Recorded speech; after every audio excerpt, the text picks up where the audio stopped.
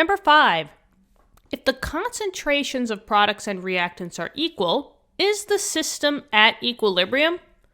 Good question. So I wrote down a balanced equation that could come to equilibrium. Because it's reversible, I do see that there is a double arrow here, which means that it's reversible and it can come to equilibrium. Remember, we discussed this in prior videos, so if you want more in-depth explanation, you could always check those out. But just remember, at equilibrium, the rates of the forward reaction and the reverse reaction have to be the same. So now we're going a little bit more. We're saying, okay, well, we know that the rates have to be the same, but do the actual concentration of the products and the reactants, they have to be the same? Meaning the actual amounts. Remember, when they say concentration, they just mean molarity. So does it mean that the molarities have to be the same in order to reach equilibrium? Well, this is kind of like a two-answer question, all right? This depends on the K value. The K value, or Kc in this case, but it could be any K value, these are called the equilibrium constants, okay? And this defines what's going to happen with the products and the reactants at equilibrium. Every reversible reaction has a predetermined K value. Some of them are really, really small. Some of them are really, really small, aka that they're less than 1. Some K values for some reactions are very, very, very big, or greater than 1.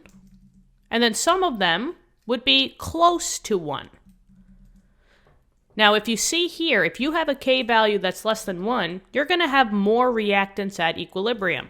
That means that maybe I would have, 5, or how many dots did I just draw? 7 of these, and only 1 of these at equilibrium, right? Just basically a higher number on the left-hand side than on the right-hand side. Then the flip is if you have a K value that's greater than 1, you have more products than at equilibrium. So then the opposite is true. Basically, all of these now shift over here. And now you have way more of your product than your reactant. And then, if you have a K value that's roughly around 1, the amount of products equal the reactants. So maybe I'll take these 3, and look at that. Now I have 4 and 4. That's roughly the same. So in this case, is the concentration of products and reactants are equal if the reaction is at equilibrium? In this case, yes.